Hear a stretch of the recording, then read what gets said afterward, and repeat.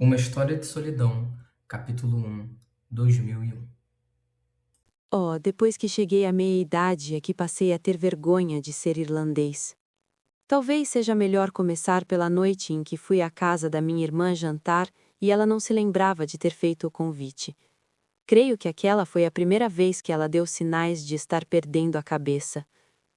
Naquele dia, George W. Bush tinha tomado posse como presidente dos Estados Unidos para seu primeiro mandato, e quando cheguei à casa de Anna, na Grange Road, em Hatch Farnham, ela estava grudada na televisão assistindo a destaques da cerimônia realizada em Washington na hora do almoço. Quase um ano havia se passado desde minha última visita e fiquei envergonhado ao pensar que, depois do aumento no número de visitas logo após a morte de Christian, eu tinha voltado ao meu antigo hábito de um telefonema esporádico ou um almoço ainda mais raro no Bewley's Café na Grafton Street, lugar que nos lembrava a infância, pois era onde mamãe nos levava para comer coisas gostosas quando íamos à cidade para ver a vitrine de Natal de Switzer's há tantos anos. Era ali que almoçávamos linguiça, feijão e batatas fritas quando íamos a Clary's para provar nossas roupas da primeira comunhão. Tardes animadas em que ela nos deixava pedir o maior bolo que encontrássemos e Fanta laranja para ajudar a descer. Pegávamos o ônibus 48A na frente da igreja Dundrum com destino à cidade. Hannah e eu subíamos correndo para o assento da frente do segundo andar e agarrávamos a barra de ferro quando o ônibus passava por Milltown em Ranelagh, pela lombada da Charlemont Bridge, na direção do velho cinema Metropole, atrás da estação na Tara Street, onde certa vez fomos levados para ver O Grande Motim, com Marlon Brandon e Trevor Howard, e nos arrastaram para fora quando as mulheres seminuas de Otaiti se aproximaram de caiaque dos marujos viris, os colares de flores no pescoço como única proteção de seus pudores. Naquela noite, mamãe escreveu uma carta ao Evening Press exigindo que o filme fosse banido. Aqui é um país católico? Ela perguntou, ou não é? O Bewley's Café não mudara muito nesses 35 anos e sempre tive muito carinho por aquele lugar. Sou um homem de nostalgias. Às vezes isso é uma maldição. O alento da minha infância se faz presente quando vejo as mesas com divisórias altas que ainda atendem todo tipo de dublinense. Cavaleiros aposentados de cabelo branco e barba feita, perfume Old Spice, encobertos por seus ternos e gravatas desnecessários enquanto leem o caderno de negócios do Irish Times, apesar de aquilo não ter mais relevância nenhuma em suas vidas. Mulheres casadas que se entregam ao prazer de uma xícara de café no meio da manhã acompanhadas por mais ninguém. Estudantes do Trinity College vadiando com grandes canecas de café e pães de linguiça, barulhentos e expansivos, reluzindo com o entusiasmo de serem jovens e estarem na companhia uns dos outros. Alguns infelizes sem dinheiro dispostos a pagar o preço de uma xícara de chá em troca de 1 ou 2 horas de abrigo do frio. A cidade sempre usufruíra da hospitalidade sem distinção do Bewley's e de vez em quando Hannah e eu fazíamos o mesmo. Um homem de meia idade e sua irmã viúva, bem vestidos, de conversa cautelosa, ainda amantes de bolo, mas já sem estômago para Fanta. Hannah telefonara para fazer o convite alguns dias antes e eu aceitei de imediato. Talvez se sentisse solitária, pensei. Seu filho mais velho, meu sobrinho Aidan, estava longe em Londres e quase nunca voltava para casa. Seus telefonemas, eu bem sabia, eram ainda menos regulares que o meu. Mas era um homem difícil. Certo dia, sem aviso, o menino alegre e extrovertido que demonstrava precoce vocação artística se transformou em uma presença distante e raivosa na casa de Hannah e Christian, e essa fúria, que pareceu chegar do nada para envenenar o sangue de suas veias, não diminuiu ao longo da adolescência. Pelo contrário, apenas acumulou e inflou e destruiu tudo que encontrou pela frente. Alto e corpondo, com ascendência nórdica garantindo pele alva e cabelos longos, ele podia conquistar as mulheres com o menor movimento das sobrancelhas, e tinha um gosto pela mulher fêmea que parecia insaciável. Aconteceu de ele deixar uma garota em uma situação difícil quando os dois não tinham idade nem para dirigir, e isso foi uma verdadeira guerra durante um tempo. No fim, a criança foi entregue para adoção depois de uma briga terrível entre Christian e o pai da moça que chegou a envolver a polícia. Hoje em dia, nunca tenho notícias de Aidan. Ele tendia a me olhar com desdém. Uma vez embriagado, aproximou-se de mim numa reunião de família, pôs a mão na parede e se reclinou perto demais. O fedor de cigarro e álcool me forçou a desviar o rosto, e ele então passou a língua por dentro da bochecha ao dizer, em tom perfeitamente amigável: Ei, escute, você nunca pensa que jogou a vida fora? Nunca desejou poder voltar e viver tudo outra vez? Fazer tudo diferente? Ser um homem normal em vez do que você é? Eu fiz que não com a cabeça e respondi que na essência da minha vida estava uma sensação de grande contentamento, que apesar de eu ter tomado minha decisão muito novo, não me arrependia. Não me arrependia, insisti, e mesmo que ele não conseguisse enxergar o sentido das minhas decisões, elas tinham dado clareza e significado à minha existência, qualidades de que a vida dele parecia carecer, infelizmente. Você não está errado, Odran, ele disse, se afastando, libertando-me da prisão imposta por seu tronco e braços. Ainda assim, eu jamais conseguiria ser o que você é. Preferia dar um tiro na cabeça. É verdade, Aidan nunca teria tomado as decisões que tomei, e hoje sou grato por isso. O fato é que ele não era inocente como eu, nem incapaz de confronto. Mesmo quando jovem, era muito mais homem do que eu jamais serei. Hoje dizem que ele mora em Londres com uma mulher um pouco mais velha, mãe de 2 filhos, o que me pareceu curioso, já que ele não quis nenhum envolvimento com a criança que poderia ser sua. A outra pessoa na casa de Hannah era o rapaz mais novo, Jonas, sempre introvertido e quase incapaz de sustentar uma conversa sem olhar para os pés ou agitar os dedos no ar como um pianista inquieto.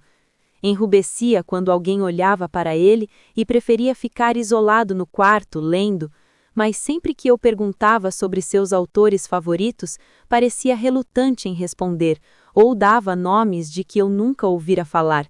Em geral um estrangeiro, japonês, italiano, português, em um gesto quase calculado de provocação. No enterro de seu pai, em março do ano passado, tentei desanuviar o ambiente perguntando: Jonas, você está aí atrás da porta lendo ou fazendo outra coisa? Não tive má intenção, claro, era para ter sido uma brincadeira, mas assim que as palavras saíram da minha boca, percebi como pareciam vulgares, e o pobre rapaz, acho que havia 3 ou 4 pessoas testemunhando a cena, inclusive a mãe, ficou escarlate e engasgou com o 7-Up.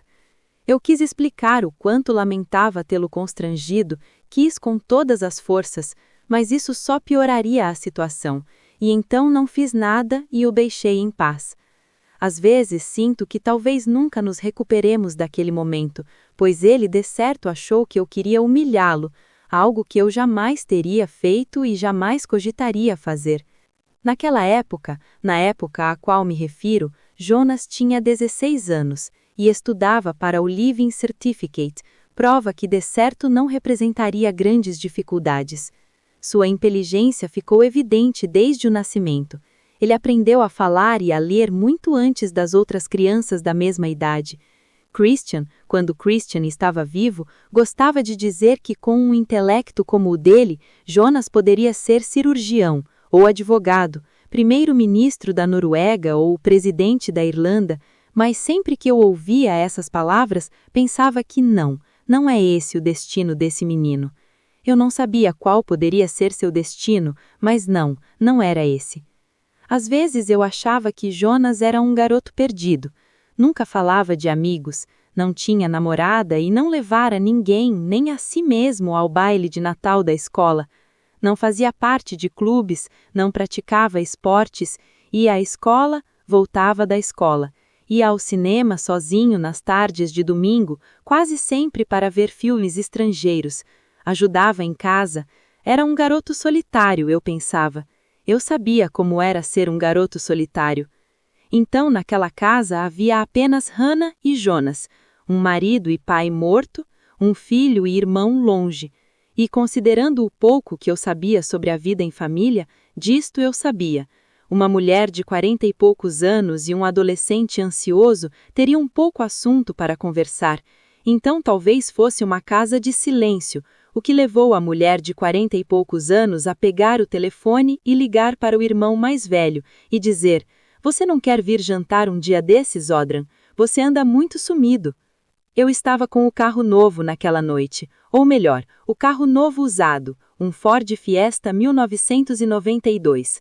Tinha comprado havia mais ou menos uma semana e estava bem contente, pois era um carrinho estiloso que rodava tranquilamente pela cidade. Estacionei diante da casa de Hannah, abri o portão, um pouco torto nas dobradiças, e passei o dedo na tinta preta descascada que danificava a superfície. Por que Jonas não conserta? Pensei. Sem Christian e com Aidan longe, não era ele o homem da casa agora, mesmo sendo pouco mais que um menino? Mas o jardim estava bonito. Os meses de frio não tinham destruído as plantas e um canteiro bem cuidado parecia esconder sobre o solo 1000 segredos que se revelariam e derramariam suas ramificações quando o inverno cedesse espaço à primavera, que para mim nunca chega cedo demais, pois sempre fui um admirador do sol, apesar da pouca convivência com ele, por ter passado a vida inteira na Irlanda. Desde quando Hannah era jardineira? Pensei ao passar por ali. Será que era uma coisa recente? Toquei a campainha e dei um passo para trás, observando a janela do segundo andar onde havia uma luz acesa e no mesmo instante uma sombra passou rápido por ela. Jonas devia ter ouvido o carro chegar e olhou pela janela enquanto seguia o curto trajeto até a porta. Desejei que ele tivesse reparado no Fiesta. Que mal havia em querer que ele visse algo de interessante no tio? Ocorreu-me que eu deveria me esforçar mais com o garoto. Afinal, com o pai morto e o irmão mais velho longe, ele talvez precisasse de uma figura masculina em sua vida. A porta se abriu e quando Hannah olhou para fora, me fez lembrar nossa falecida avó. A postura e o jeito como ela espiava, um pouco inclinada, tentando entender por que uma pessoa estaria na varanda àquela hora da noite. Em seu rosto, pude ver a mulher que ela talvez se tornasse dali a 15 anos. "Ora, ora", ela disse, meneando a cabeça, satisfeita ao me reconhecer. "Os mortos ressuscitaram." "Ah, deixe disso", respondi, sorrindo e me inclinando para dar-lhe um beijo na bochecha. Seu perfume era daquelas loções e daqueles cremes que mulheres da sua idade usam. Reconheço a fragrância sempre que as mulheres se aproximam para me cumprimentar e perguntar como foi minha semana e será que eu gostaria de vir jantar dia desses e como estão seus filhos, eles não estão lhe causando problemas, não é? Não sei como chamam essas loções. Loção não deve nem ser a palavra certa, os anúncios da TV diriam outra coisa, deve haver uma palavra moderna. Mas o que não sei sobre mulheres e seu comportamento seria suficiente para preencher todos os livros da antiga biblioteca de Alexandria. "Que bom ver você, Hannah", eu disse, ao entrar e tirar meu sobretudo, pendurando-o em um dos ganchos vazios do vestíbulo, ao lado do velho casaco azul marinho de Hannah e de uma jaqueta de camurça marrom que só poderia pertencer a Jonas. Olhei para o topo das escadas, subitamente ansioso para vê-lo. "Entre, entre", disse Hannah, conduzindo-me para a sala, que estava quente e acolhedora. Havia lenha acesa na lareira e o lugar em si tinha um clima que me fez imaginar que seria muito confortável sentar ali à tarde e ver programas de televisão, escutar Anne Doyle descrevendo o que Bertie andava fazendo, se Bruton retomaria sua força e o que seria da vida do infeliz Al Gore agora que estava na pilha da sucata. Em cima da televisão havia um retrato do pequeno Catal, gargalhando como se tivesse a vida toda pela frente, pobrezinho. Era uma fotografia que eu nunca tinha visto. Olhei com atenção, ele estava em uma praia, de short, cabelo bagunçado, um sorriso no rosto de partir o coração. Senti uma breve tontura tomar conta de mim. Catal estivera em apenas uma praia em toda a sua vida, e por que Hannah deixaria à mostra uma lembrança daquela terrível semana? E onde havia encontrado aquilo? "E o trânsito, como estava?", ela perguntou, do outro lado da sala. Virei-me e observei por um instante antes de responder. Tranquilo, respondi. Estou com um carro novo aí fora, anda como o vento. Um carro novo? Que chique! Isso é permitido? Não é novo em folha, respondi, pensando comigo que eu deveria parar de pensar nesses termos. Quero dizer, novo para mim, é de segunda mão. E isso é permitido, então? Ela perguntou. Sim, respondi, rindo um pouco, sem saber ao que ela se referia exatamente. Preciso me locomover, não é? Sim, acho que sim. E que horas são? Ela conferiu o relógio de pulso e olhou para mim. Não quer sentar? Está me deixando nervosa, assim, de pé. Claro, eu disse, sentando. Então ela levou a mão à boca e me encarou como se estivesse em choque. Santo Deus, ela disse. Eu o convidei para jantar, não é? Convidou, admiti, agora me dando conta de que o cheiro de comida no ar parecia ser mais a memória de um jantar do que a promessa de uma nova refeição. Você esqueceu? Ela desviou o rosto e pareceu confusa por um instante, estreitando os olhos, o que deixou seu rosto com uma expressão inusitada, e então sacudiu a cabeça. Claro que não, respondeu. Bom, quer dizer, sim, acho que esqueci. Pensei que fosse... Não combinamos para quinta? Não, eu disse, certo de que havíamos combinado para sábado. Talvez eu tenha entendido errado, acrescentei, sem querer apontá-la como culpada. Não, você não entendeu errado, ela respondeu, sacudindo a cabeça com uma expressão mais irritada do que considerei necessário. Minha cabeça anda longe, Odron. Estou muito dispersa ultimamente. Não vou nem contar todos os erros que ando cometendo. A senhora Barnes já me avisou. Disse que eu preciso organizar as ideias. Mas ela está sempre me repreendendo, aquela lá. Para ela nunca faço nada direito. Olha, não sei o que dizer. O jantar já acabou. Eu e Jonas comemos faz meia hora. E eu estava vendo TV. Posso fazer um sanduíche de linguiça. Você quer? Pensei um instante e concordei. Seria ótimo, eu disse. E então, me lembrando de como meu estômago roncara no carro, disse que aceitaria 2, se não fosse muito trabalho. E ela disse, claro, que não seria trabalho. Ela tinha passado metade da vida fazendo sanduíches de linguiça para aqueles 2 moleques lá em cima, não é? 2 moleques? Perguntei, imaginando que a sombra na janela poderia ter sido do irmão mais velho, não de Jonas. Aiden está em casa? Aiden? Ela se surpreendeu, virando com a frigideira em mãos. Ah, não, ele deve estar em algum lugar de Londres, você sabe disso. Mas você disse 2 moleques. Eu quis dizer Jonas, ela respondeu. Eu a deixei em paz e me concentrei no televisor. Você estava assistindo a isso? Eu disse, elevando a voz para ela me ouvir. Esses Yankees fazem estardalho por qualquer coisa, não é? Chegam a dar dor de cabeça, ela respondeu, mais alto que o som do óleo espirrando na panela, conforme colocava 3 ou 4 linguiças para fritar. Mas sim, assisti por um bom tempo. Você acha que ele prestará para alguma coisa? Ele nem começou ainda e todo mundo já o odeia, eu disse, pois também tinha visto um pouco da cobertura naquela tarde e me surpreendera com as multidões protestando nas ruas da capital. Diziam que ele não havia ganhado coisa nenhuma, e talvez não tivesse mesmo, mas era tudo tão arranjado que eu achava difícil acreditar que uma posse de Gore teria sido mais legítima. Sabe quem eu amava? Perguntou Hannah com a voz distante, como se fosse uma menina outra vez. Quem? Quem você amava? Ronald Reagan, ela disse. Você se lembra dele nos filmes? Passam de vez em quando nas tardes de sábado na BBC 2. Teve um algumas semanas atrás, e Ronald Reagan trabalhava em uma ferrovia e sofreu um acidente. Quando deu por si, estava acordando em uma cama com as 2 pernas amputadas. Cadê o resto de mim? Ele gritava. Cadê o resto de mim? Ah, sim, respondi. Apesar de nunca ter visto um filme de Ronald Reagan na vida. Eu sempre me surpreendia quando as pessoas falavam como ele era nos filmes. Dizem que sua esposa era uma criatura terrível.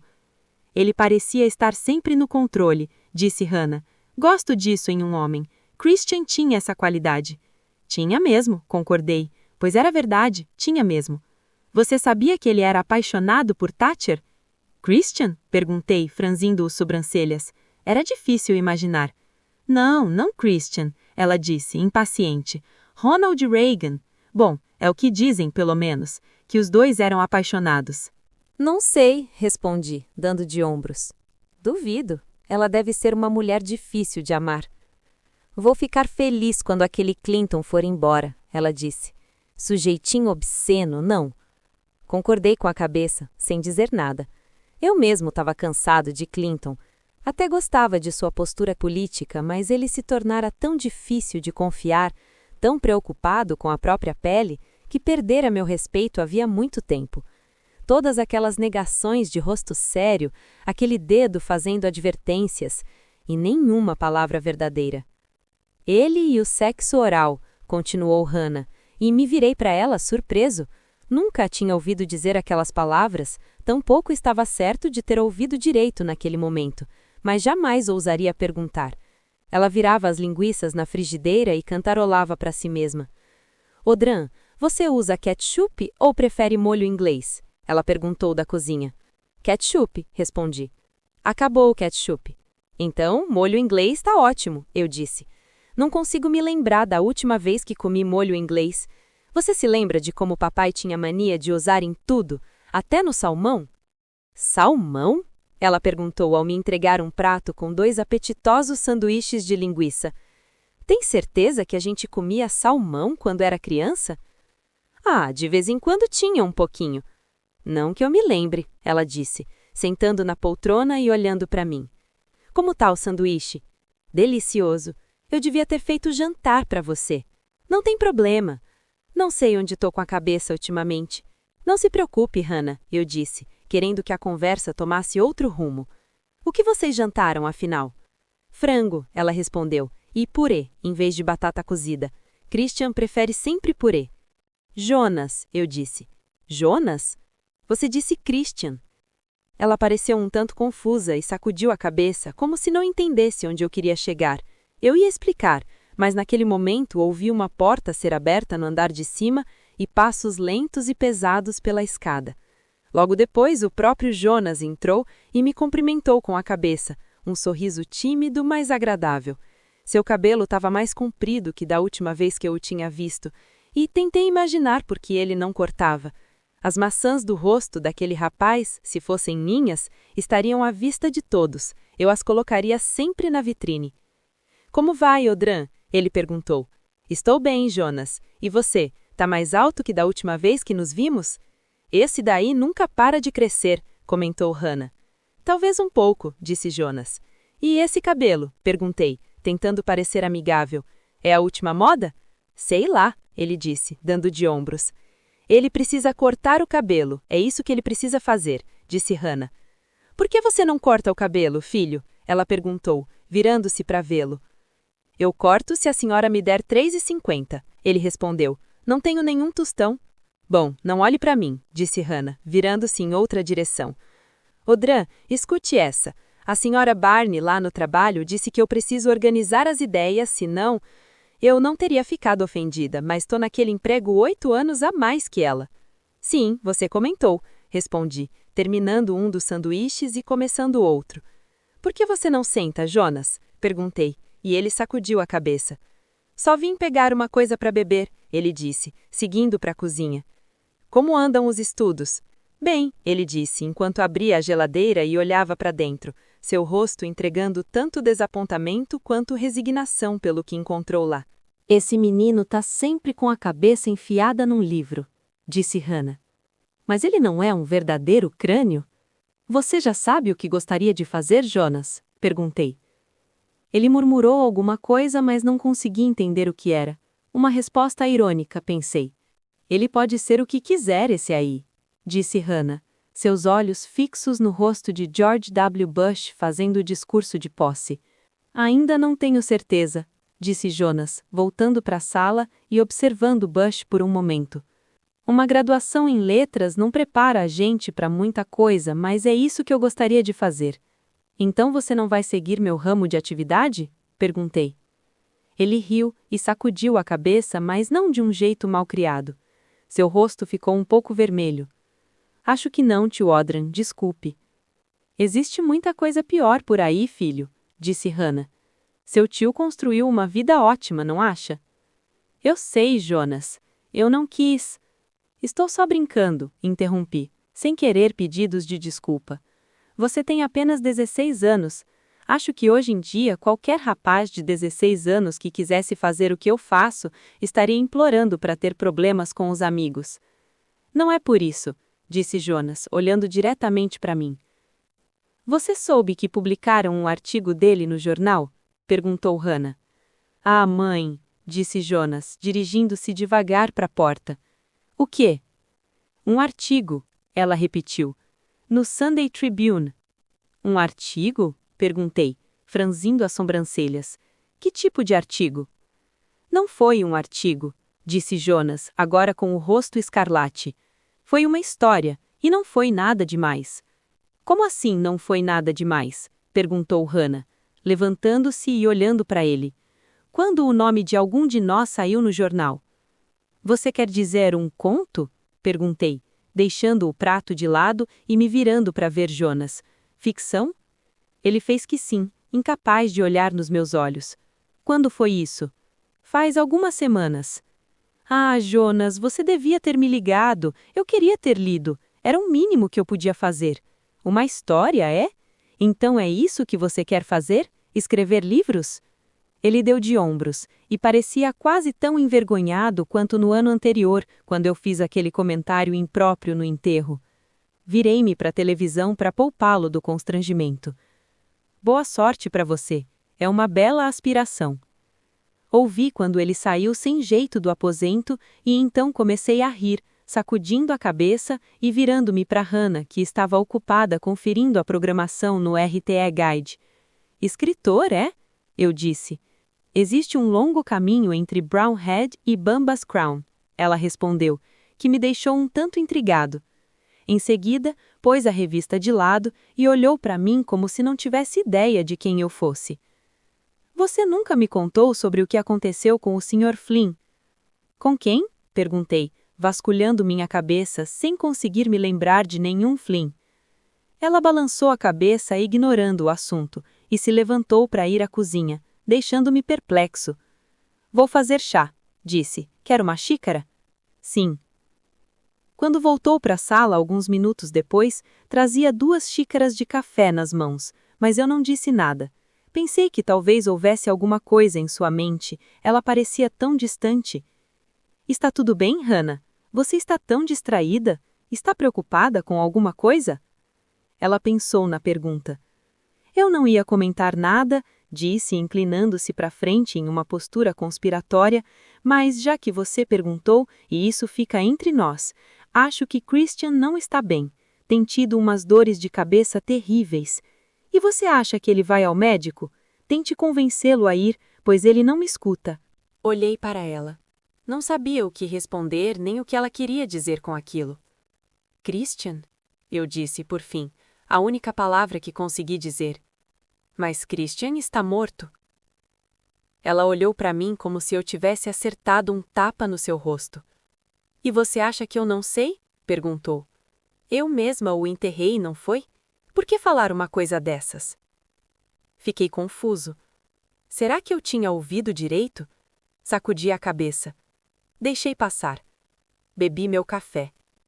Quando o relógio deu 9 horas e começou o noticiário, ouvi as manchetes, vi Bill e Hillary embarcarem em um helicóptero e se despedirem da nação, e então disse que era melhor eu ir embora também. Bom, não demore tanto para aparecer de novo, ela disse, sem se levantar nem manifestar sinal de que me acompanhasse até a porta.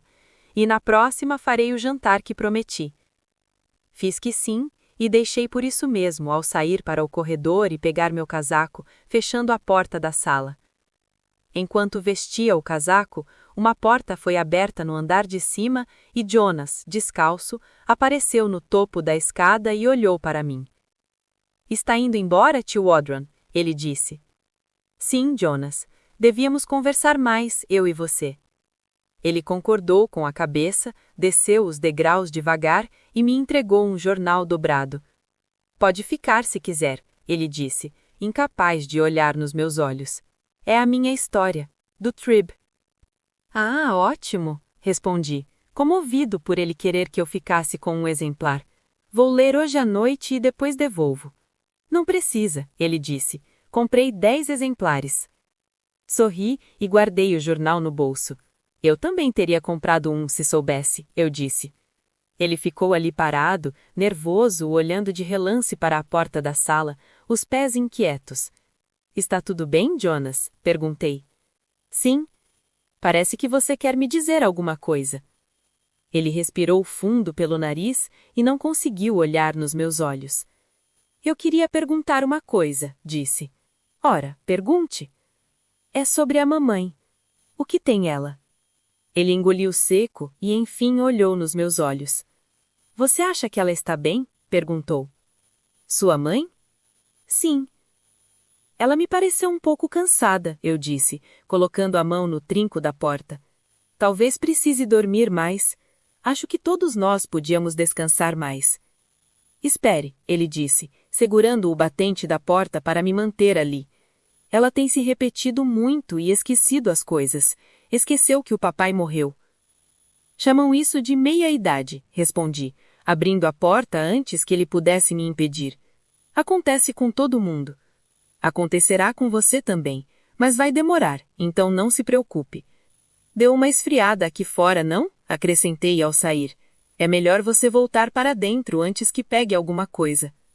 Tio Audran. Mas não permiti que ele continuasse. Cruzei o jardim e ele me observou por um tempo antes de fechar a porta. Senti culpa, mas não podia fazer nada, queria apenas voltar para casa. Enquanto me encaminhava para o fiesta, alguém bateu na janela. Olhei para trás e ali estava Hannah, segurando a cortina aberta, gritando alguma coisa para mim. O que disse? Perguntei, apoiando a orelha para ouvir melhor, e ela fez um gesto para eu me aproximar. Cadê o resto de mim? Ela falou aos berros, e então deu uma gargalhada, fechando a cortina e sumindo lá dentro. Naquele instante, eu soube que Hannah não estava bem, que aquilo era o começo de algo que traria apenas problemas para todos nós, mas àquela altura, em meu egoísmo, optei por ignorar. Decidi que telefonaria para ela em uma semana. A convidaria para ir ao Billy's Café, na Grafton Street, para almoçar. Carne frita com bacon e um pão doce recheado de creme de baunilha e também um daqueles cafés cobertos com espuma. Eu me esforçaria para saber como ela estava com mais frequência. Seria um irmão melhor do que tinha sido no passado. Antes de voltar para casa, decidi fazer uma visita noturna a Inchicore. Era um caminho mais longo, claro, mas eu queria parar o carro na igreja e passar um tempo no santuário. Uma réplica da gruta em Lourdes, cidade que não conhecia nem queria conhecer. Eu tinha pouca paciência para lugares de peregrinação. A própria Lourdes, Fátima, Medjugorje, Noc, que pareciam sempre invenções de crianças impressionáveis ou fantasias de bêbados de andar trôpego. Mas Inchicore não era um destino para peregrinos, e sim uma igreja simples, com um santuário e uma imagem. Eu ia até lá com frequência, sempre que me sentia perdido. Cheguei rápido, graças às ruas vazias, estacionei e entrei pelo portão aberto. A lua estava visível naquela noite, brilhante e coberta de manchas, o que emprestava certa luminosidade ao lugar. Virei uma esquina e fiquei surpreso ao ouvir uma espécie de lamúria, um gemido terrivelmente aflito vindo da direção da gruta. Hesitei, tentando decifrar o som. Se houvesse jovens por ali aprontando o que quer que fosse, eu não queria ver, não queria saber, preferiria voltar ao carro e ir para casa. Mas depois de um instante percebi que não eram manifestações de prazer, e sim uivos de choro incontrolável nascidos das entranhas mais profundas. Segui adiante com cautela, e, conforme meus olhos se acostumaram, vi o que parecia um corpo virado para baixo, braços e pernas esticados, um crucifixo humano prostrado no cascalho. A primeira coisa que me ocorreu foi que um crime havia sido cometido, um assassinato. Alguém tinha matado um homem diante da gruta na igreja de Inchicore. Mas então o corpo se mexeu, levantou-se e ficou de joelhos. Vi que não se tratava de um homem ferido, e sim um homem rezando, um padre, pois usava a batina preta de mangas compridas dos ordenados. A vestimenta sacudia com a brisa logo acima dos tornozelos.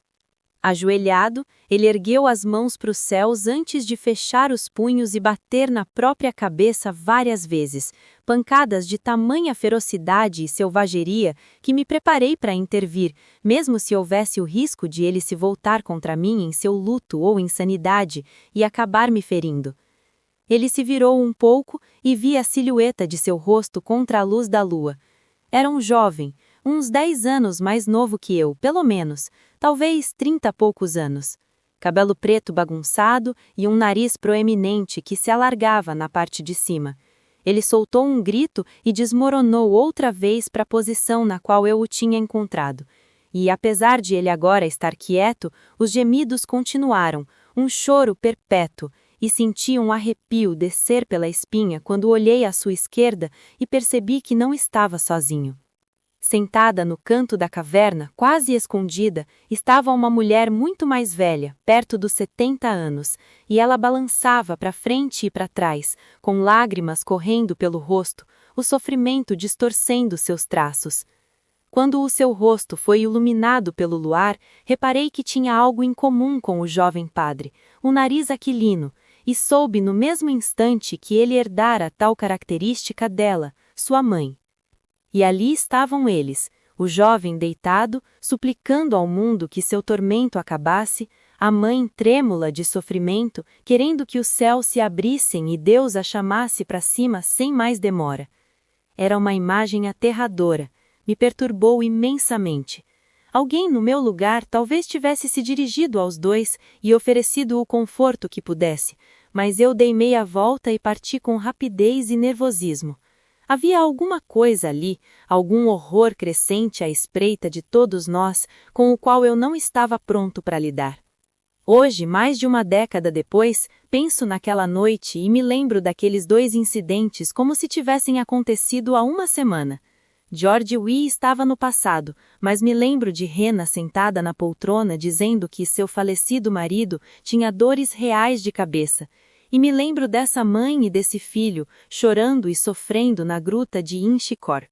Enquanto retornava pelas ruas a caminho do conforto da minha cama solitária, eu sabia, sem sombra de dúvida, que o mundo que eu conhecia e a fé que depositava nele estava prestes a terminar, e quem poderia saber o que tomaria seu lugar?